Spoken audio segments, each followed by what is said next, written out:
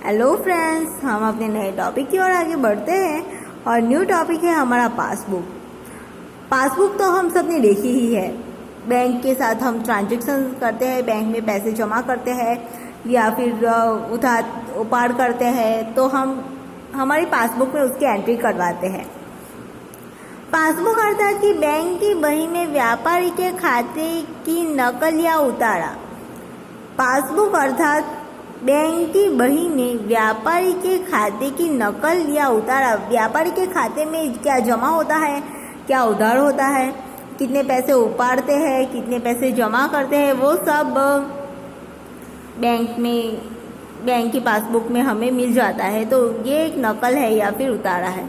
अर्थात कि passbook bank द्वारा अपनी खाता बही में रखा व्यापारी के खाते में बैंक द्वारा लिखे व्यवहारों की माहिती प्रदान करता पत्रक या डायरी।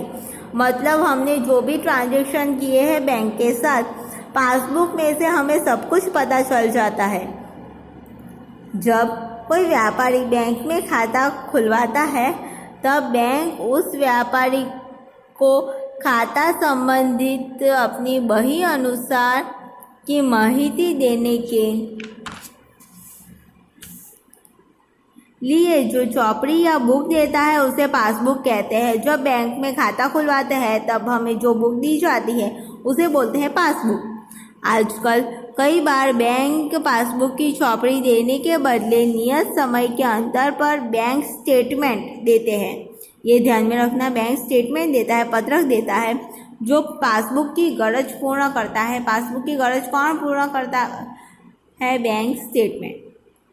जब व्यापारी बैंक में रोकड़ या चेक भरता है या बैंक व्यापारी की ओर से कोई रकम की वसूली करता है, बैंक उसका लेखा व्यापारी के खाते में जमा करने के लिए पासबुक में जमा खाने में लेखा करता है। याद रखना, जब व्यापारी बैंक में रोकड़ या चेक भरता है, व्यापारी देने वाला होता है तो वो चेक भरता है या बैंक व्यापारी को कोई रकम की वसूली करता है, तब बैंक की पासबुक में जमा साइड लिखा जाता है। पासबुक में कहाँ लिखा जाता है? जमा साइड। उसी प्रकार से यदि व्यापारी बैंक में से रकम निकालता है, मतलब रकम वो लेता है, लेने वाले का खाता उधार, तो पासबुक में उधार साइड लिखा जाता है। चेक लिखकर देता है, बैंक व्यापारी की ओर से रकम का भुगतान करे, यह खर्च या कमीशन हो, खर्च वसूल करे, कमीशन वसूल करे, उसका लेखा पासबुक में उधार खाने में किया जाता है। याद रखना, ये थोड़ा पढ़ लेना। बैंक के लिए व्यापारी का खाता व्यक्तिगत खाता है। व्यापारी का खाता व्यक्तिगत ही होता है, अर्थात उसको व्यक्तिगत खाते का नियम लागू पड़ता है। लेने वाले के खाते उधार और देने वाले का खाता जमा। उस नियम के अनुसार व्यापारी का खाता पासबुक में उधार या जमा करता है। व्यापारी बैंक में से रकम निकाले, कोई खर्च या अन्य कोई भुगतान करे तो व्यापारी लेने वाले बनता है। जब मैंने बैंक में पैसे भरे हैं, मैं एक व्यापारी हूँ, कुछ काम आ गया तो मैं बैंक में से पैसे निकालती हूँ, तो मैं लेने वाली हुई, तो लेने वाले का खाता क्या होता है? उधार। यहाँ पे लिखा है, तो व्यापारी लेने वाला बनता है, इसलिए वह रकम उसके खाते उधार होती है, लेने वाले का खाता उधार। और जो व्यापारी बैंक में रकम भरे, अन्य कोई आवक बैंक व्यापारी की ओर से वसूल करे, तब व्यापारी देने वाला भरता है। जब बैंक में भरूंगी, मैं व्यापारी हूँ, मैं बैंक में भरती हूँ पैसे, तो मैं देती हूँ, तो मैं देने वाली हुई, तो देने वाले का खाता जमा होता है। जब मैं पैसे निकालूंगी तब मैं लेने वाली होऊंगी। जब मैं एक व्यापारी हूँ, मैं बैंक में से पैसे निकालूंगी तब मैं लेने वाली बनूंगी, और लेने वाली हूँ इसलिए मैं व्यापारी हूँ, तो मेरा खाता उधार होगा। जब मैं बैंक में पैसे भरूंगी, मतलब मैं देने वाली हूँ, तो मैं देती हूँ, तो मेरा खाता देने वाले का खाता जमा होता है, तो व्यापारी का खाता जमा होगा। वर्तमान समय में बैंकों द्वारा कंप्यूटराइज पासबुक दी जाती है। जो हमारे पास जो पासबुक ही होती है उसमें कंप्यूटराइज होती है, डायरेक्टली एंट्री होती है। पहला होता है, ये नमूना दिया गया है, तारीख होती है, विवरण होता है, चेक नंबर, निकाली रकम जो हम बैंक में से निकालते हैं, जमा की गई रकम जो हम बैंक में जमा करते हैं, हमारी बाकी कितनी है, और बैंक अधिकारी के हस्ताक्षर, तारीख। इस खाने में जिस तारीख को बैंक के साथ व्यवहार हुआ हो वह तारीख लिखी जाती है। जिस तारीख को मैं बैंक के साथ व्यवहार करूंगी वह तारीख, जैसे कि 15 नवंबर को मैंने व्यवहार किया तो 15 तारीख लिखी जाएगी यहाँ पे। विवरण, इस खाने में व्यवहार का विवरण या फिर विगत लिखी जाती है।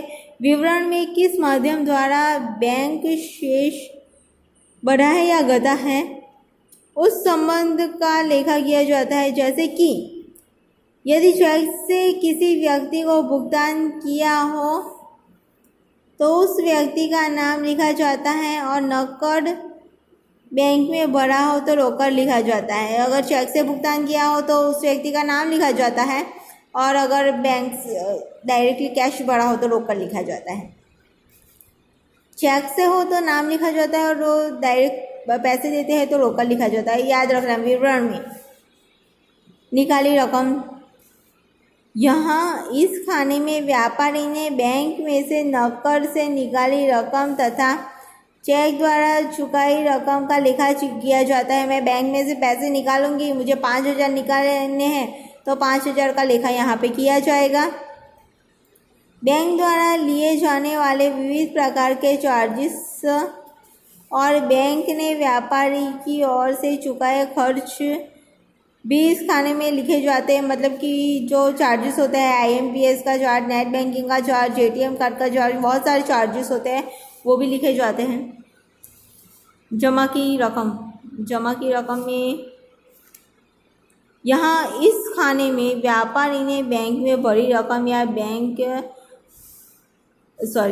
चेक का लेखा किया जाता है। जो रकम मैं भरती हूँ तो उसका मैंने 10,000 भरे, कैश भरे तो रोकड़ खाता लिखा जाएगा। यहाँ पे जमा की गई रकम 10,000 लिखी जाएगी। ओके। बैंक द्वारा व्यापारी को दी जाने वाली ब्याज, मेरी जो अमाउंट है बैंक मुझे उस अमाउंट पर ब्याज देती है, तो जो ब्याज बैंक देती है तो वो ब्याज भी यहाँ पे जमा की जाती है, ब्याज जमा की जाती है। याद रखना, अगर आपका बैंक में खाता हो तो बैंक आपको जो आपको ब्याज मिलता है वो आपके खाते में जमा होता है, तो ब्याज हमेशा जमा किया जाता है। ब्याज की जमा रकम तथा बैंक द्वारा व्यापारी की ओर से वसूल की आवक भी इस खाते में लिखी जाती है। ओके। बाकी इस खाते में व्यवहार लिखने के बाद बैंक में कितना शेष बाकी है, बढ़ी या घटी दर्शाई जाती है। यहाँ बाकी जमा रकम और निकाली रकम का अंतर दर्शाता है। डायरेक्टली हमारे पास जो बाकी हो तो वो यहाँ पे लिखी जाती है। बैंक अधिकारी के हस्ताक्षर, पासबुक भरने वाला अधिकारी प्रत्येक व्यवहार लिखने के बाद हस्ताक्षर करता है। यदि पासबुक कंप्यूटर से तैयार की जाती है तो उसमें अधिकारी की सही का खाना सामान्य रूप से नहीं रखा जाता है।